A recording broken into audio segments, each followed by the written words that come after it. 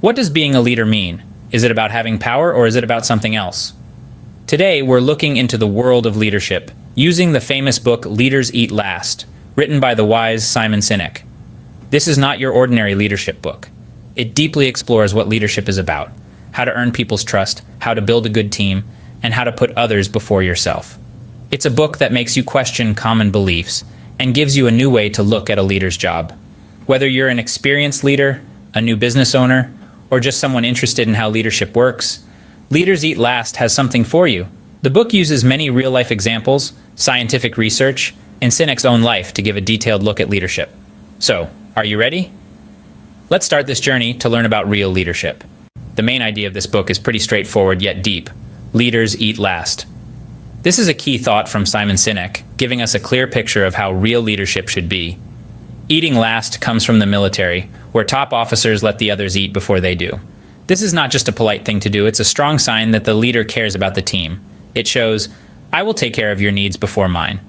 It's a promise to put the team first before personal desires. In the business world, this means leaders who put their employees first, making a workplace where everyone feels important and safe. It's about making a work culture where team success comes before personal success. This leadership style doesn't mean you're weak or give up your own needs. Instead, it's about understanding that a real strength is in the team, and by helping the team, the leader also does well. Sinek says that being selfless is very important for good leadership. Selfless leaders know that they are there to help, not to be helped.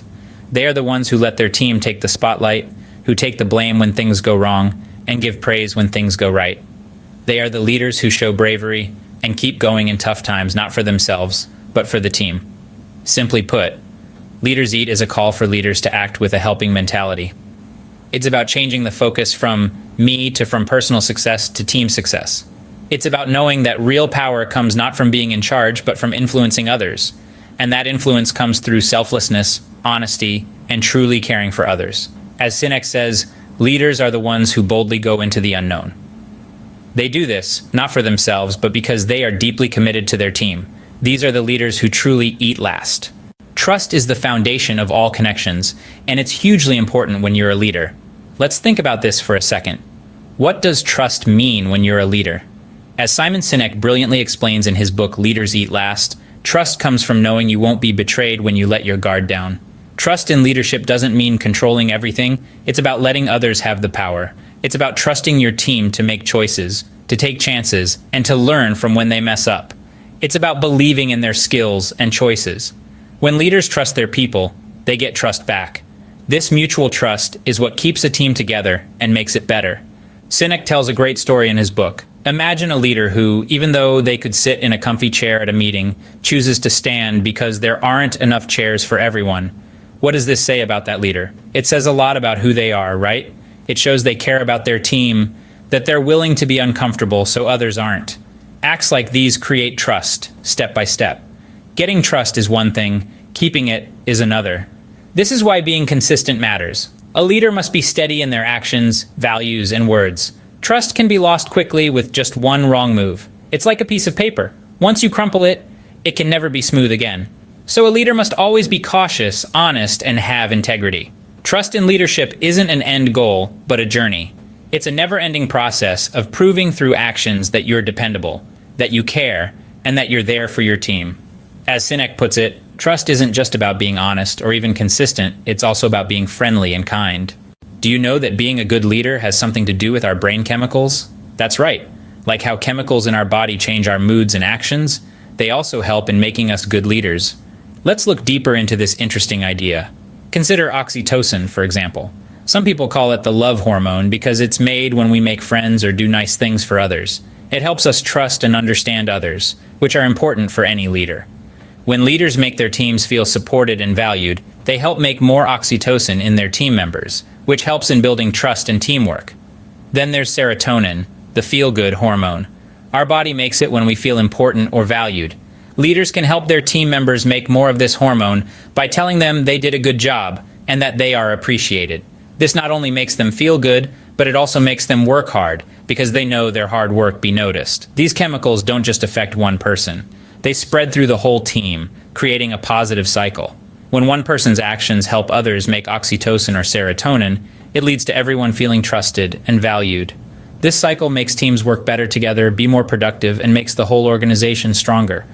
But what happens when there's not enough of these chemicals? Well, not having enough oxytocin can lead to not trusting each other and feeling distant, while not having enough serotonin can make people feel bad about themselves and not happy with their work. As leaders, it's important to know about these pitfalls and to create a work environment that helps make these positive hormones. Let's connect this to a real leadership situation. Let's say a team is struggling to meet a project deadline. A leader who appreciates the team's hard work, shows gratitude, and makes everyone feel important will help them make oxytocin and serotonin. This chemical boost will make the team feel like they're all in this together, motivate them to overcome obstacles, and ultimately make the project more successful. As leaders, knowing about these chemicals can help us make stronger teams. What does it take to make your team feel safe and supported? This brings us to the important idea of the safety circle, a concept by Simon Sinek from his book Leaders Eat Last. The safety circle isn't just a physical place, it's where your team feels safe, important, and protected. So, how can a leader create the safety circle? It starts with trust and understanding. A leader needs to make sure their team can share their thoughts, worries, and ideas without being afraid of getting into trouble. This openness helps new ideas to grow and also makes the team bond stronger. Next, the leader has to show that they are dependable.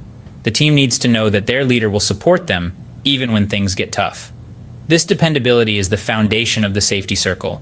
It makes the team feel safe to take chances because they know they've got support. The safety circle also needs appreciation. When the team's hard work is recognized and thanked, it helps in creating a sense of belonging.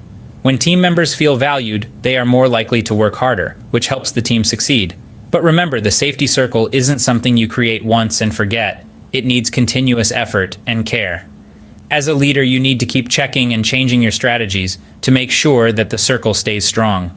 The outcome of having a safety circle is amazing. It leads to more engaged employees, better well-being, and a happier work atmosphere. Employees in a safety circle are more likely to work well, think creatively, and stay loyal to the organization. So, if you want to be a leader who truly makes a change, creating a safety circle should be your first step. Remember, a good makes sure that their team feels safe, important, and listened to. Empathy, a word often ignored when we talk about leaders. But what does empathy mean for a leader? It's about understanding and feeling what others are feeling, about putting yourself in their place and seeing things their way. It's not about fixing problems or giving advice, it's about being there, being understanding, and being human. Leaders eat last. Simon Sinek talks about why empathy is important in leadership. He says that empathy helps build a strong and trusting bond between a leader and their team. When leaders are empathetic, they make their team members feel important and understood, and this helps them feel like they belong and are loyal to the team. Empathy is closely linked to active listening, another important trait for a leader. Active listening is not just about hearing words. It's about understanding the feelings and thoughts behind those words. It's about paying full attention, showing that you care, and validating others' feelings and views. So, how can leaders be more empathetic and actively listen? It's not as hard as it sounds. Start by being fully there when you're talking to someone. Put distractions away and focus on the person you're talking to. Listen to understand, not just to answer or give solutions. Notice things like body language and tone of voice. They often tell you more than words. Another tip is to practice emotional intelligence. Understand your own feelings and how they might affect how you react. By doing this, you'll be better able to control your reactions and respond empathetically to others. Lastly, be patient. Empathy and active listening take time to learn. It's a journey, not a destination.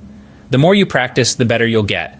And remember, empathy is not about being nice all the time. It's about being authentic and being human.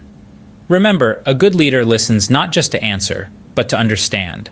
So start practicing empathy and active listening today. By doing this, you'll not only become a better leader, but also create a work environment where everyone feels important, understood, and ready to do their best. Have you ever thought of leadership not as a race to win, but as an adventure to go through? This thought introduces us to a new way of looking at leadership, called the infinite game, an idea shared by Simon Sinek in Leaders Eat Last. Unlike typical games that have a clear end and a winner, infinite games don't end, and there's no declared winner or loser. The players can change, and so can the rules. The aim is not to win, but to keep the game going. In terms of leadership, this means working for lasting success, not just quick wins. Think of leadership as an ongoing game. The players are the leaders, their teams, their companies. The rules are the values, principles, and plans they follow. The game is the continuous change and growth the company. There's no final winner because the game doesn't stop. It's about sticking with it, adjusting, progressing. Having an infinite mindset in leadership can result in great things. It builds a culture of creativity and toughness because leaders and teams are more focused on improving themselves than beating others. It promotes a sense of purpose, as the aim is wider. It's about making a difference and adding value, not just about making money or outdoing rivals. This infinite mindset can be used in many ways. Leaders can focus on long-term goals instead of quick wins, promote constant learning and growth, encourage creativity and flexibility, and most importantly, create a culture that fits with the infinite game. A culture that values progress over perfection, teamwork over rivalry, and toughness over stiffness. So, in the infinite game of leadership, the scorecard is different. It's not about how many wins, but the journey, the learning, the progress. It's about being better than we were yesterday, last month, last year. About always moving forward, changing, growing. That's the infinite game. In leadership, it's not about winning, it's about always moving forward. So what did we learn from Leaders Eat Last?